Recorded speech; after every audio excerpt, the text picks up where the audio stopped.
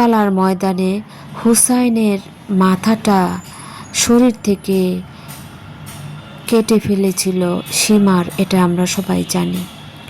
এখানে আরেকটা কথা যুক্ত করি, এজিদ নামে যে লোকটা, সে বলছিল যে হুসাইনের মাথাটা যে এনে দিতে পারবে তাকে পুরস্কৃত করা। সীমার ছিল ভয়ানক রকমের পাষাণ, আর সেই ব্যক্তি এই কাজটা, ভয়ঙ্কর রকমের কাজটা করেছিল।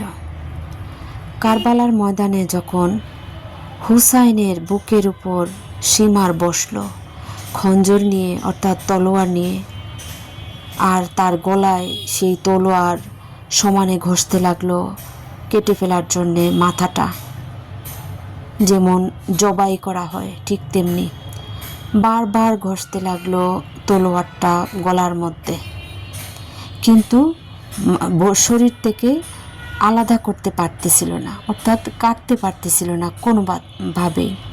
বারবার চেষ্টা করতেই লাগলো, কিন্তু হোসাইনের ভীষণ খারাপ লাগতেছিল, ভীষণ কষ্ট হচ্ছিল।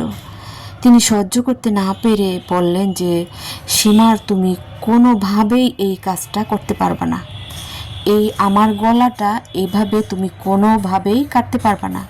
তুমি যদি কাটতে চাও তাহলে আমার পেছন দিকে ঘাড় কেটে মাথাটা সরাতে হবে।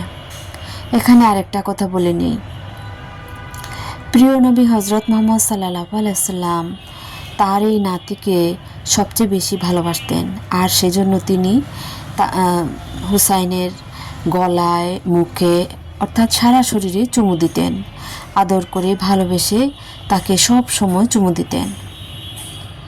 তো সীমার যখন ছুরি চালাতে লাগলো, তলোয়ার গলায় চালাতে লাগলো, তখন হুসাইন একথা বললেন যে আমার নানাজি আমাকে গলায় অনেক বেশি চুমু দিতেন, আদর করে গলায় আমার সারা শরীরে চুমু দিতেন, তাই তুমি তলোয়ার দিয়ে আমার গলাটা কাটতে পারবা না, পিছন দিকে চেষ্টা করো তাহলে পারবা।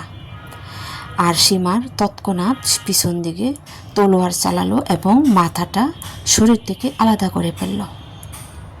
এই ছিল সেই ঘটনা, হৃদয় বিদারক ঘটনা, মুসলিম জাহানের মানুষের হৃদয়ে। এই হৃদয় বিদারক ঘটনাটা যখন ছোটোবেলায় শুনতাম তখন শুনতেই পারতাম না, অটোমেটিক্যালি অঝোর ধারায় চোখ দিয়ে পানি পড়ত। সারা জাহানের প্রিয় নবী হজরত মুহাম্মদ সাল্লাল্লাহু আলাইহি ওয়াসাল্লামের তার এই নাতির প্রতি যে অত্যাচার, এটা আমরা মুসলমানরা কোনোভাবেই মেনে নিতে পারি না। আর তাই এই ঘটনাটি আমাদের সবার হৃদয়ে সারা জীবন, যতদিন পৃথিবী থাকবে ততদিন দুঃখের হয়ে থাকবে। সবাই অনেক ভালো থাকবেন। আসসালামু আলাইকুম।